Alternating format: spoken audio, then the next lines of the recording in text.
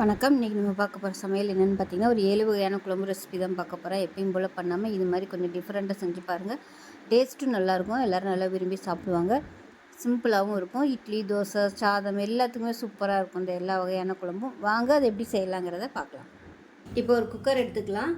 இதில் வந்து 1/2 கப் அளவுக்கு துவரம்பருப்பு எடுத்திருக்கேன். இப்போ இதை நல்லா கழுவிட்டு வந்துட்டு பார்க்கலாம். இப்போ அதை நல்லா வாஷ் பண்ணிட்டு வந்துட்டேன். இப்போ இதில் தேவையான அளவுக்கு தண்ணி சேர்த்துக்கலாம். நான் வந்து ஒரு 3 கப் அளவுக்கு தண்ணி சேர்த்துருக்கேன். அதாவது 3 டம்ளர் வரும். இப்போ பார்த்திங்கன்னா ஒரு முழு மாங்காயில் பாதி சேர்த்துக்கலாம். தோலெல்லாம் எடுத்துகிட்டு சேர்த்துக்கோங்க.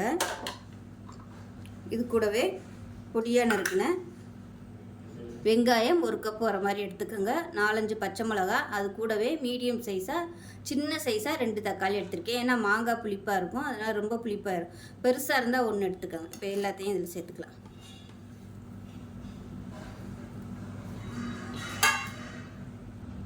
இப்போ இதில் ஒரு 1/4 டீஸ்பூன் போல் மஞ்சள்தூள் சேர்த்துக்கலாம். அது கூடவே 1 டேபிள் ஸ்பூன் மிளகாத்தூள் சேர்த்துக்கலாம்.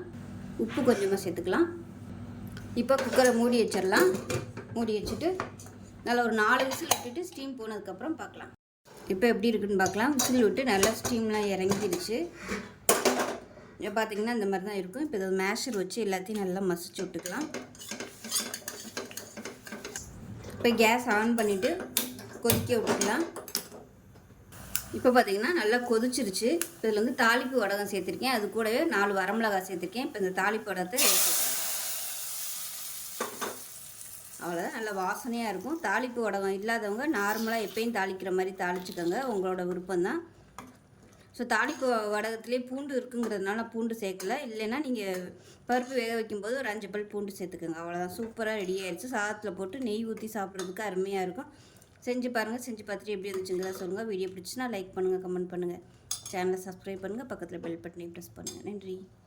சேர்த்துக்கலாம். தேவையான அளவுக்கு நல்லெண்ணெய் சேர்த்துக்கலாம். எண்ணெய் சூடானதும் 1 டீஸ்பூன் கடுகு, 1 டீஸ்பூன் சோம்பு, 1 டீஸ்பூன் கூட வெந்தயம் சேர்த்துக்கலாம். கருவேப்பிலை சேர்த்துக்கலாம். 2 வரமிளகா வாசனைக்காக சேர்த்துக்கலாம். இப்போ இது கூடவே ஒரு 15 சின்ன வெங்காயம், 10 பல் பூண்டு முழுசாக அப்படியே சேர்த்துக்கலாம்.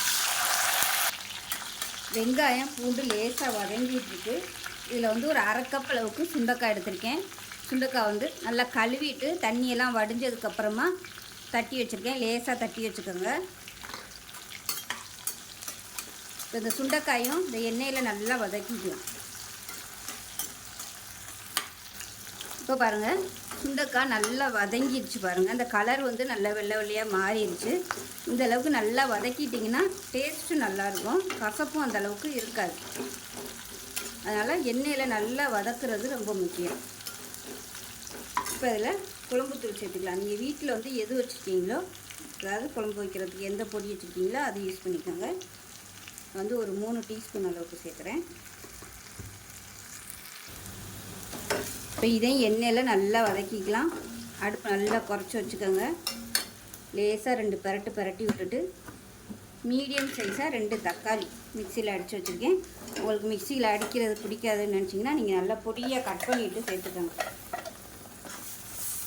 இது நல்லா வதங்கி எண்ணெய் பிரிஞ்சு வரட்டும். இந்த தக்காளியை சேர்த்துட்டு நல்லா எண்ணெய் பிரிஞ்சு வரட்டும். அந்தளவுக்கு நல்லா தக்காளி வேகட்டும். பாருங்கள், நல்லா வதங்கி தொக்கு மாதிரி வந்துருச்சு பாருங்கள். சூப்பராக இருக்குது. இது அப்படியே சாதத்தில் போட்டு பரட்டி சாப்பிட்டிங்கனாலும் சூப்பராக இருக்கும். இப்போ இந்த ஸ்டேஜில் தண்ணி சேர்த்துக்கலாம். தண்ணி நல்லா சூடான தண்ணியாக சேர்த்துக்கோங்க. ஏன்னா மசாலா நல்லா வதக்கியிருக்கோம்.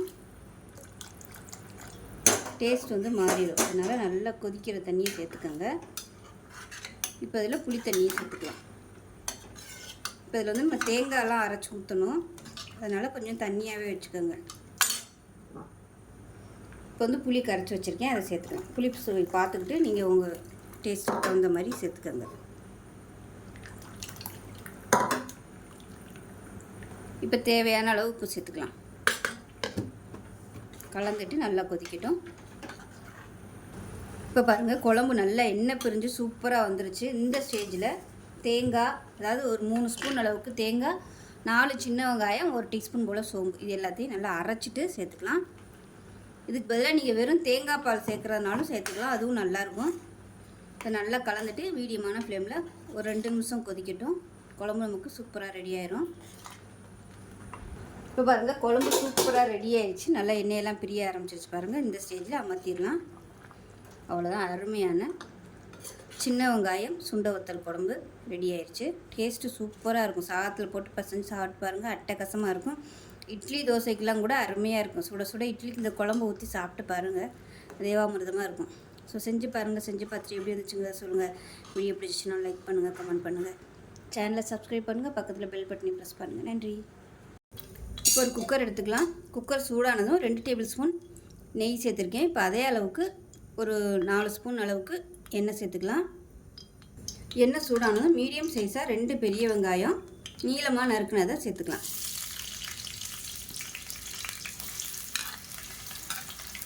இப்போ இந்த வெங்காயம் நல்லா ப்ரௌன் கலரில் வதங்கணும்.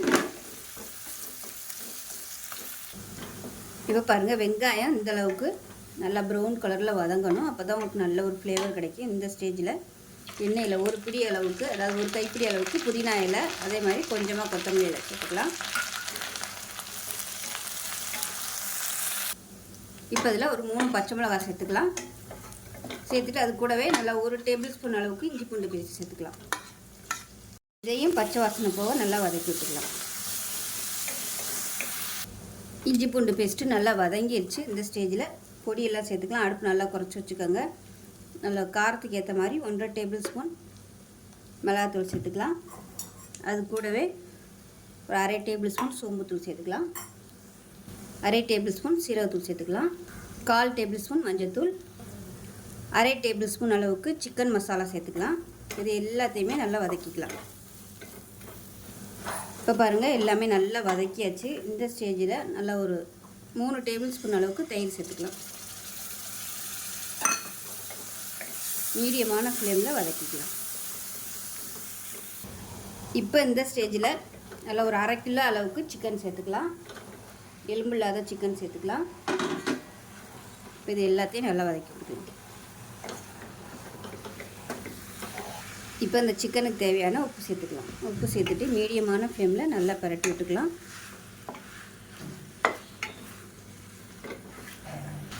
இப்போ இது கூடவே 1/4 டேபிள் ஸ்பூன் அளவுக்கு கரம் மசாலா சேர்த்துக்கலாம். மீடியமான ஃப்ளேமில் கொஞ்சம் நல்லா அப்படியே வதக்கி விட்டுக்கலாம். இப்போ பாருங்கள், சிக்கன் சேர்த்து நல்லா வதக்கியாச்சு. இப்போ இதில் தண்ணி சேர்த்துக்கலாம். நல்லா கொஞ்சம் சூடான தண்ணியாக சேர்த்துக்கோங்க. கொஞ்சமாகவே சேர்த்துக்கோங்க. எனக்கு விசில் விட போகிறோம். இப்போ கிரேவியாக வரும், அதுலேருந்து தண்ணி விட்டு வரும். இப்போ ரொம்ப தண்ணியாக போயிடும். ஸோ இந்த அளவுக்கு வச்சுக்கோங்க. இப்போ குக்கரை மூடி வச்சிடலாம். மூடி வச்சுட்டு நல்லா ஒரு 4 விசில் விட்டுட்டு ஸ்டீம் போனதுக்கப்புறம் பார்க்கலாம். இப்போ சிக்கன் எப்படி இருக்குன்னு பார்க்கலாம். இப்போ பாருங்கள், சூப்பராக ரெடி ஆயிடுச்சு. இது சாதத்தில் போட்டு பரட்டி சாப்பிட்றதுக்கு சூப்பராக இருக்கும். இன்னும் கொஞ்சம் வற்றணும்னு நினச்சிங்கன்னா கேஸ் ஆன் பண்ணி நல்லா வற்ற விட்டுக்கலாம். நான் வந்து இந்த ஸ்டேஜோட அமர்த்திக்கிறேன். அவ்வளோதான், ஒரு சூப்பரான ரொம்ப சிம்பிளான சிக்கன் கிரேவி ரெடி ஆயிடுச்சு. இட்லி, தோசை, சப்பாத்தி, சாதம் எல்லாத்துக்குமே சூப்பராக இருக்கும். செஞ்சு பாருங்கள். செஞ்சு பார்த்துட்டு எப்படி இருந்துச்சுங்கிறத சொல்லுங்கள். வீடியோ பிடிச்சினா லைக் பண்ணுங்கள், கமெண்ட் பண்ணுங்கள், சேனலை சப்ஸ்கிரைப் பண்ணுங்கள், பக்கத்தில் பெல் பட்டனையும் ப்ரெஸ் பண்ணுங்கள். நன்றி. அதை பார்க்கலாம். இப்போ ஒரு குக்கரில் பார்த்தீங்கன்னா தட்டைப்பயிறு எடுத்திருக்கேன். மெஷரிங் கப்பில் 1 கப் அளவுக்கு தட்டைப்பயிறு எடுத்துகிட்டு நல்லா வறுத்து வச்சுருக்கேன். வாசனை வர அளவுக்கு வறுத்துட்டு குக்கரில் போட்டிருக்கேன். நல்லா 2-3 தடவை கழுவிட்டு குக்கரில் சேர்த்துட்டு இப்போ இதை வந்து ஒரு 4 விசில் விட்டு வேக விட்டு எடுத்துக்கலாம். இப்போ தேவையான அளவுக்கு உப்பு சேர்த்துக்கலாம். கொஞ்சமாக உப்பு சேர்த்துக்கலாம். வறுத்தோம்னா தான் டேஸ்ட்டு நல்லாயிருக்கும். அப்படி உங்களால் வறுக்க முடியலைன்னா நீங்கள் நைட்டே ஊற வச்சுக்கோங்க. இதை மூடி வச்சுட்டு விசில் விட்டு ஸ்டீம்லாம் போனதுக்கப்புறம் பார்க்கலாம். இப்போ ஒரு கடாயை எடுத்துக்கலாம். நல்லா தாராளமாக எண்ணெய் விட்டுக்கலாம். இப்போ எண்ணெய் நல்லா சூடானது 1 டீஸ்பூன் சோம்பு சேர்த்துக்கலாம். ஒரு பிரியாணி இலை, ஒரு கல்பாசி, ஒரு சின்ன துண்டு பட்டை, ஒரு ஏலக்காய், 3 கிராம்பு சேர்த்துக்கலாம். இப்போ இது எல்லாமே நல்லா பொரிய ஆரம்பிக்குது. நல்லா மெஷரிங் கப்பில் 1 கப் அளவுக்கு பெரிய வெங்காயம் பொடியாக கட் பண்ணதை சேர்த்துக்கலாம். இதுக்கு பதிலாக நீங்கள் சின்ன வெங்காயம் சேர்க்குறனாலும் சேர்த்துக்கலாம்.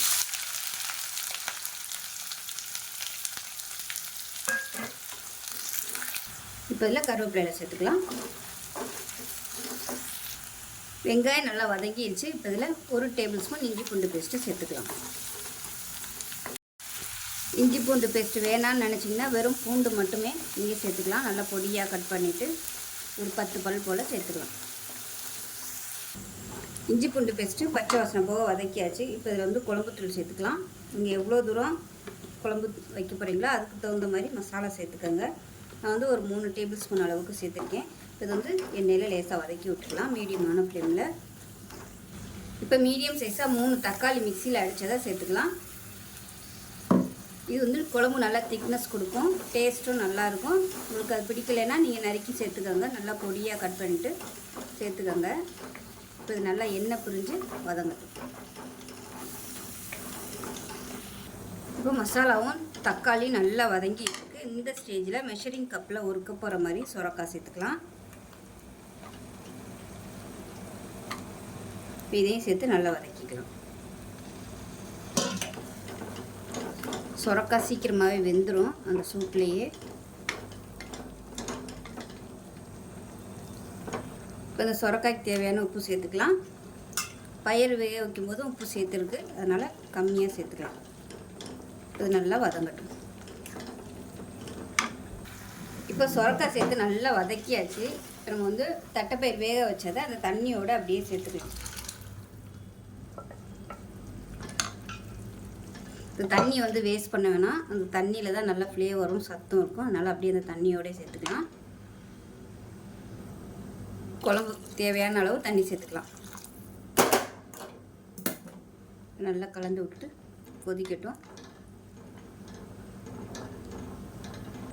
இப்போ குழம்பு கொதிச்சு சூப்பராக ரெடி ஆகிடுச்சு. இப்போ இதில் பார்த்திங்கன்னா தேங்காய் ஒரு 4 ஸ்பூன் அளவுக்கு தேங்காய், 1 ஸ்பூன் வந்து சோம்பு, அதை வந்து மிக்சியில் போட்டு நல்லா நைஸாக அரைச்சி வச்சுருக்கேன். இப்போ சேர்த்துட்டு மீடியமான ஃப்ளேமில் கொதிக்க விட்டுக்கலாம். தேங்காய் சேர்த்திங்கன்னா தான் உங்களுக்கு அந்த டேஸ்ட் சூப்பராக வரும். தேங்காயும் சோம்பும் சேர்க்கையில் அந்த கறிக்குழம்பு சாப்பிட்ட மாதிரியே ஃபீலிங் வரும், நல்ல வாசனையாகவும் இருக்கும். இப்போ கலந்து விட்டுட்டு மீடியமான ஃப்ளேமில் கொதிக்கட்டும். இப்போ பாருங்கள், நல்ல மீடியமான ஃப்ளேமில் கொதிக்க விட்டாச்சு. ஓரம்லாம் எண்ணெய் பிரிய ஆரம்பிச்சிருச்சு. இப்போ அமர்த்திடலாம். அவ்வளோதான், சூப்பரான தட்டைப்பயிறு சுரக்காய் குழம்பு ரெடி ஆயிடுச்சு. இதை நீங்கள் வந்து புளிக்குழம்பு மாதிரியும் வச்சுக்கலாம். நான் வந்து இன்றைக்கி மட்டன் குழம்பு மாதிரியே வச்சுருக்கேன். ஸோ சூப்பராக இருக்கும். இட்லி, தோசை, சாதம் எல்லாத்துக்குமே அட்டகாசமாக இருக்கும். செஞ்சு பாருங்கள். செஞ்சு பார்த்துட்டு எப்படி இருந்துச்சுங்கிறத சொல்லுங்கள். வீடியோ பிடிச்சிச்சுன்னா லைக் பண்ணுங்கள், கமெண்ட் பண்ணுங்கள், சேனலை சப்ஸ்கிரைப் பண்ணுங்கள், பக்கத்தில் பெல் பட்டனை ப்ரெஸ் பண்ணுங்கள். நன்றி. ஒரு முட்டை கறிக்குழம்பு எப்படி செய்யலாங்கிறத பார்க்கலாம். கறிக்குழம்பு டேஸ்ட்லேயே இருக்கும். இட்லி, தோசை, சாதம், சப்பாத்தி எல்லாத்துக்குமே தொட்டுக்கலாம். இது ஒரு குழம்பு வச்சிட்டோம்னா காலையில், மத்தியானம், நைட்டுக்கு எல்லாத்துக்குமே எடுத்துக்கலாம். டேஸ்ட்டு அட்டகாசமாக இருக்கும். வாங்க எப்படி செய்யலாங்கிறத பார்க்கலாம். இப்போ ஒரு பேன் எடுத்துக்கலாம். பேன் சூடானதும் சின்னதாக ஒரு 3 துண்டு பட்டை, 2 கிராம்பு, ஒரு ஏலக்காய் சேர்த்துக்கலாம். அது கூடவே 1 டேபிள் ஸ்பூன் வர கொத்தமல்லி, 1/2 டேபிள் ஸ்பூன் சோம்பு, 1/2 டேபிள் ஸ்பூன் சீரகம் சேர்த்துக்கலாம். அது கூடவே 1/4 டேபிள் ஸ்பூன் அளவுக்கு மிளகு சேர்த்துக்கலாம். இது கூடவே காரத்துக்கு தகுந்த மாதிரி வரமிளகாய் சேர்த்துக்கலாம். ஒரு 8 வரமிளகாய் சேர்த்துருக்கேன். 8லேருந்து 9 சேர்த்துக்கோங்க. இது வந்து வறுத்துக்கலாம். இது கூடவே 1 டேபிள் ஸ்பூன் வேர்க்கடலை சேர்த்துக்கலாம். இப்போ இது எல்லாமே நல்லா வறுபட்டுருச்சு. இது வந்து மிக்ஸி ஜாரில் சேர்த்துக்கலாம். இப்போ இந்த சூட்லேயே தேங்காய் சேர்த்துக்கலாம். நான் முதலே சேர்க்க மறந்துட்டேன். இப்போ இது லேசாக வறுத்துக்கலாம். நீங்கள் அந்த மசாலா ஜாமான் வந்து இறக்க போயில் இந்த தேங்காயை போட்டு லேசாக ஒரு பரட்டிக்கலாம். அவ்வளோதான். இப்போ இதையும் மிக்ஸி ஜாரில் சேர்த்துக்கலாம். இப்போ பார்த்திங்கன்னா மெஷரிங் கப்பில் 1 கப் அளவுக்கு தக்காளி நறுக்கி வச்சுருக்கேன். இப்போ வதக்கி எல்லாத்தையுமே மிக்ஸி ஜாரில் சேர்த்துக்கேன். இப்போ தக்காளியும் சேர்த்துட்டு நல்லா நைஸாக அரைச்சிட்டு பார்க்கலாம். இப்போ ஒரு பேன் எடுத்துக்கலாம். நான் வந்து குக்கர் எடுத்திருக்கேன். தேவையான அளவுக்கு எண்ணெய் சேர்த்துக்கலாம். எண்ணெய் சூடானதும் 1 டீஸ்பூன் சோம்பு சேர்த்துக்கலாம். அதுக்கு பதிலாக நீங்கள் கடுகு கூட சேர்த்துக்கலாம். கருவேப்பிலை சேர்த்துக்கலாம். நல்லா பொரியட்டும். இப்போ பொடியாக நறுக்கின வெங்காயம் சேர்த்துக்கலாம். நல்லா 3/4 கப் அளவுக்கு சேர்த்துக்கோங்க. பொடியாக நறுக்கினது.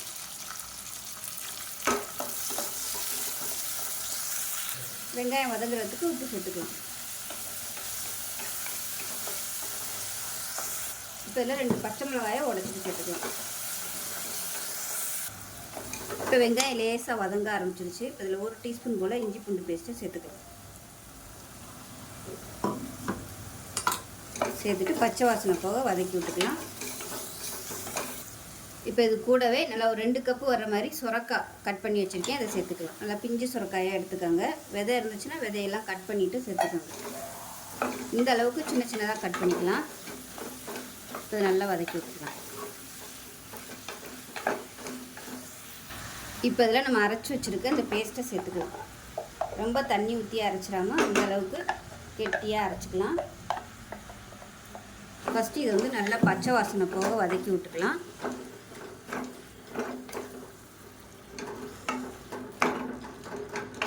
இப்போ கலருக்காக சும்மா 1 டீஸ்பூன் போல் காஷ்மீர் மிளகாத்தூள் சேர்த்துக்கலாம்.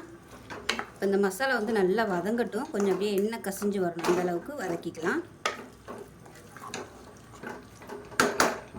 இப்போ பாருங்கள் மசாலா நல்லா வதங்கி அப்படியே லைட்டாக எண்ணெய் கசிய ஆரம்பிக்குது. இந்த ஸ்டேஜில் குழம்புக்கு தேவையான தண்ணி சேர்த்துக்கலாம். அதாவது திக்காக வேணுன்னா திக்காக வச்சுக்கோங்க. உங்களுக்கு குழம்பு வந்து எப்படி வேணும்னு நினைக்கிறீங்களோ அதுக்கு தகுந்த மாதிரி தண்ணி ஊற்றிக்கலாம். நல்லா கலந்து விட்டுட்டு 4 முட்டை வேக விட்டு 2 சைடு நல்லா கீறி வச்சுருக்கேன். கட் பண்ணிவிட்டு அதை சேர்த்துக்கலாம். முட்டை சேர்க்காமையும் பண்ணலாம், முட்டை சேர்த்திங்கனாலும் நல்லாயிருக்கும். இப்போ வந்து உப்பு பார்த்துட்டு உப்பு சேர்த்துக்கலாம். உப்பு தேவையான அளவுக்கு சேர்த்துக்கலாம். சேர்த்துட்டு குக்கரை மூடி வச்சிடலாம். மூடிட்டு நல்லா ஒரு 2 விசில் விட்டிங்கன்னா போதும். சொரக்காய் சீக்கிரமாகவே வெந்துடும். இப்போ ஸ்டீம்லாம் இறங்கிருச்சு. எப்படி இருக்குன்னு பார்க்கலாம். பாருங்கள், சூப்பரான சொரக்காய் முட்டை குழம்பு ரெடி ஆயிடுச்சு. கறி குழம்பு மாதிரியே இருக்கும். டேஸ்ட்டு சூப்பராக இருக்கும். கரெக்டான அளவில் இருக்குது. இட்லி, தோசை, சப்பாத்தி, சாதம் எல்லாத்துக்குமே இந்த ஒரு குழம்பு போதும். இது ஒன்று வச்சிட்டோம்னா காலையில், மத்தியானம், நைட்டுக்கு எடுத்துக்கலாம். சூப்பராக இருக்கும். ஸோ இதே மாதிரியே செஞ்சு பாருங்கள். செஞ்சு பார்த்துட்டு எப்படி வந்துச்சுங்கிறத சொல்லுங்கள். வீடியோ பிடிச்சிச்சுன்னா லைக் பண்ணுங்கள், கமெண்ட் பண்ணுங்கள், சேனலை சப்ஸ்கிரைப் பண்ணுங்கள், பக்கத்தில் பெல் பட்டனை ப்ரெஸ் பண்ணுங்கள். நன்றி. இப்போ ஒரு பேன் எடுத்துக்கலாம். இப்போ எண்ணெய் சேர்த்துக்கலாம். ஒரு 4 ஸ்பூன் அளவுக்கு எண்ணெய் சேர்த்துக்கலாம். எண்ணெய் சூடானதும் பெரிய வெங்காயம் நீளமாக நறுக்குனதை ஒரு 2 கை அளவுக்கு சேர்த்துக்கலாம். இதுக்கு பதிலாக சின்ன வெங்காயம் முழுசாக சேர்த்திங்கன்னா அதுவும் நல்ல டேஸ்ட்டாக இருக்கும். ஒரு 15லேருந்து ஒரு 20 சின்ன வெங்காயம் முழுசாக அப்படியே சேர்த்துக்கோங்க. சூப்பராக இருக்கும். இப்போ பாருங்கள், வெண்டைக்காய் லேசாக வதங்க ஆரம்பிக்குது. இந்த ஸ்டேஜில் 1 கை அளவுக்கு பச்சை சுண்டைக்காய் நல்லா கழுவிட்டு உரலில் போட்டு நச்சு வச்சுருக்கேன். அது கூடவே ஒரு 3 பச்சை மிளகாயும் சேர்த்துக்கலாம். சுண்டைக்காய் எண்ணெயில் நல்லா வதக்கிட்டோம்னா கசப்பு தெரியாது, நல்லாயிருக்கும். எந்த அளவுக்கு வதக்குறோமோ அந்தளவுக்கு கசப்பு சுத்தமாக இருக்காது இந்த சுண்டைக்காயில்.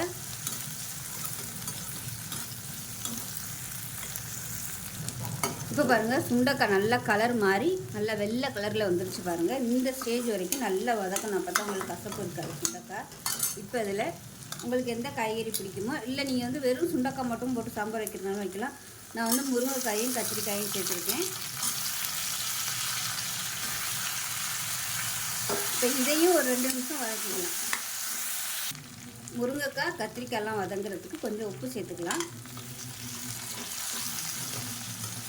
நல்லா வதக்கி விட்டுக்கலாம்.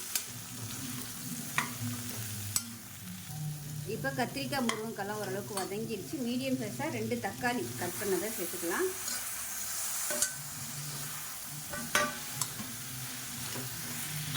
இப்போ பாருங்கள், எல்லாமே நல்லா வதக்கியாச்சு. இப்போ காய்கறி எல்லாமே நல்லா வதங்கிடுச்சு. இப்போ சாம்பார் தூள் சேர்த்துக்கலாம். சாம்பார் தூள் இல்லை வீட்டில் நீங்கள் எதுவும் யூஸ் பண்ணுறீங்களோ அதை சேர்த்துக்கோங்க. நான் வந்து ஒரு 3 டீஸ்பூன் போல் சேர்த்துருக்கேன். இப்போ இதையும் நல்லா வதக்கி விட்டுக்கலாம். பொடி சேர்த்து வதக்கியாச்சு. இப்போ தண்ணி சேர்த்துக்கலாம். காய்கறி வேகிற அளவுக்கு தண்ணி சேர்த்துக்கலாம். நான் வந்து ஒரு 6 லிட்டர் அளவுக்கு தண்ணி சேர்த்துருக்கேன். நல்லா கலந்து விட்டுட்டு மூடி வச்சிடலாம். காய்கறி நல்லா வேகட்டும். இப்போ எப்படி இருக்குன்னு பார்க்கலாம். இப்போ அதில் புளி தண்ணி கொஞ்சமாக சேர்த்துக்கலாம். இப்போ புளி தண்ணி சேர்த்துட்டு பருப்பு வேக வச்சு வச்சுருக்கேன். அந்த பருப்பையும் சேர்த்துக்கலாம். இப்போ இது எல்லாத்தையும் நல்லா கலந்து விட்டுட்டு கொதிக்கட்டும். மூடி வச்சிடலாம். ஃபுல்லாக மூடாமல் கொஞ்சம் அரை குறையாக மூடி வச்சுக்கோங்க. இப்போ சாம்பார் அருமையாக ரெடி ஆகிடுச்சு. உப்பு கொஞ்சம் பத்தாத மாதிரி இருக்குது, அதனால் கொஞ்சமாக உப்பு சேர்த்துக்கிறேன். இப்போ இதுக்கு வந்து தாளிப்பு கொடுத்துக்கலாம். இப்போ எப்பயும் போல் சாம்பாருக்கு எப்படி தாளிப்பீங்களோ அது மாதிரி தாளிச்சுக்கோங்க. நான் வந்து கருவடகம் போட்டு தாளிச்சிருக்கேன். அதாவது தாளிப்பு வடகம் நல்லா வாசனையாக இருக்கும். இப்போ சேர்த்துக்கலாம். இப்போ நமக்கு அருமையான சுண்டைக்காய், அதாவது பச்சை சுண்டைக்காய் சாம்பார் ரெடி ஆயிடுச்சு. டேஸ்ட் நல்லா அட்டகாசமாக இருக்கும். இதே மாதிரியே செஞ்சு பாருங்கள். வாரத்தில் ஒரு 2 நாள் இந்த மாதிரி சாம்பார் வச்சு சாப்பிட்டிங்கன்னா நல்ல ஒரு ஆரோக்கியமாக இருக்கும். செஞ்சு பாருங்கள். செஞ்சு பார்த்துட்டு எப்படி வந்துச்சுங்கிறத சொல்லுங்கள். வீடியோ பிடிச்சிச்சுன்னா லைக் பண்ணுங்கள், கமெண்ட் பண்ணுங்கள், சேனலை சப்ஸ்கிரைப் பண்ணுங்கள், பக்கத்தில் பெல் பட்டனை ப்ரெஸ் பண்ணுங்கள். நன்றி. மிக்ஸி ஜார் எடுத்துக்கலாம். இதில் வந்து 3/4 டேபிள் ஸ்பூன் மிளகு சேர்த்துக்கலாம். 1/2 டேபிள் ஸ்பூன் சீரகம் சேர்த்துக்கலாம். 3 வரமிளகாய் சேர்த்துக்கலாம். இப்போ இது 3ஐயும் நல்லா அரைச்சிக்கலாம். இப்போ அதே மிக்ஸி ஜாரில் ஒரு பச்சை மிளகாய் சேர்த்துக்கலாம். இந்த சைஸுக்கு சின்னதாக 2 துண்டு இஞ்சி, ஒரு 5 பல் பூண்டு. இப்போ இதையும் குறைன்னு அரைச்சிக்கலாம். இப்போ அதே மிக்ஸி ஜார் எடுத்துக்கலாம். 10லேருந்து 12 சின்ன வெங்காயம் சேர்த்துக்கலாம். இதையும் குறைன்னு அரைச்சிக்கலாம். இப்போ ஒரு பேன் எடுத்துக்கலாம். இதில் வந்து நெய் சேர்த்துக்கலாம். இப்போ அதில் எண்ணெய் கொஞ்சம் சேர்த்துக்கலாம். ஒரு 2 டீஸ்பூன் போல் எண்ணெய் சேர்த்துக்கலாம். இப்போ எண்ணெய் நல்லா சூடாயிருச்சு. ஒரு டீஸ்பூன் போல் கடுகு உளுந்து சேர்த்துக்கலாம். கொஞ்சமாக வெந்தயம் சேர்த்துக்கலாம். ஒரு 3 வரமிளகாயை சேர்த்துக்கலாம். கருவேப்பிலை சேர்த்துக்கலாம். இப்போ இதில் நம்ம பொடிச்சு வச்சுருக்க மிளகு, சீரகம், வரமிளகாய் சேர்த்துக்கலாம். அது கூடவே இடித்து வச்சுருக்க பச்சை மிளகாய், பூண்டு அதையும் சேர்த்துக்கலாம். அது கூடவே சின்ன வெங்காயம் இடித்து வச்சுருக்கோம் இல்லையா, அதையும் சேர்த்துக்கலாம். மீடியமான ஃப்ளேமில் எல்லாத்தையும் நல்லா வதக்கிக்கலாம். இப்போ இதில் பெருங்காயம் சேர்த்துக்கலாம். சேர்த்துட்டு நல்லா வதக்கி விட்டுக்கலாம். மீடியமான ஃப்ளேம்லேயே வதக்கி விட்டுக்கோங்க. இப்போ இதில் பார்த்தீங்கன்னா 2 தக்காளி மிக்சியில் அடித்து வச்சுருக்கேன். அது கூடவே சின்ன லெமன் சைஸுக்கு புளியும் கரைச்சிட்டு இதோட சேர்த்து வச்சுருக்கேன். இப்போ இந்த இதை சேர்த்துக்கலாம். இப்போ இது கூடவே ரசத்துக்கு தேவையான தண்ணி சேர்த்துக்கலாம்.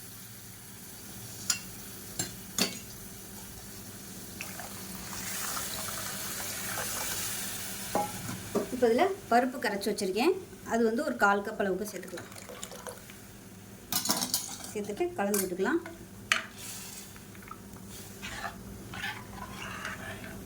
மஞ்சத்தூள் 1 டீஸ்பூன் போல் சேர்த்துக்கலாம்.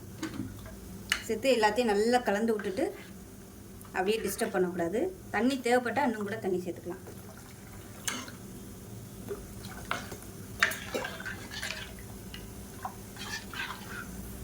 இப்போ எல்லாமே நல்லா கலந்து விட்டாச்சு. அப்படியே கொதிக்கட்டும். அப்படியே நுர கட்டி வரணும். இப்போ பாருங்கள் நல்லா அப்படியே நுர கட்டி வந்துடுச்சு. இந்த ஸ்டேஜில் அமர்த்திடலாம். அமர்த்திட்டு உப்பு சேர்த்துக்கோங்க. தேவையான அளவுக்கு உப்பு சேர்த்துட்டு நல்லா பொடியாக நறுக்கணும் கொத்தமல்லி இலையும் சேர்த்துட்டு அப்படியே மூடி வச்சிடலாம். எப்படி இருக்குன்னு பார்க்கலாம்.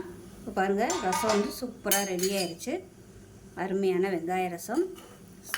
குறைவான சாதத்துக்கு இந்த வெங்காய ரசம் ஊற்றி சாப்பிட்டிங்கன்னா சூப்பராக இருக்கும். செஞ்சு பாருங்கள். செஞ்சு பார்த்துட்டு எப்படி வந்துச்சுங்கிறத சொல்லுங்கள். வீடியோ பிடிச்சிச்சுன்னா லைக் பண்ணுங்கள், கமெண்ட் பண்ணுங்கள், சேனலை சப்ஸ்கிரைப் பண்ணுங்கள், பக்கத்தில் பெல் பட்டனையும் ப்ரெஸ் பண்ணுங்கள். நன்றி.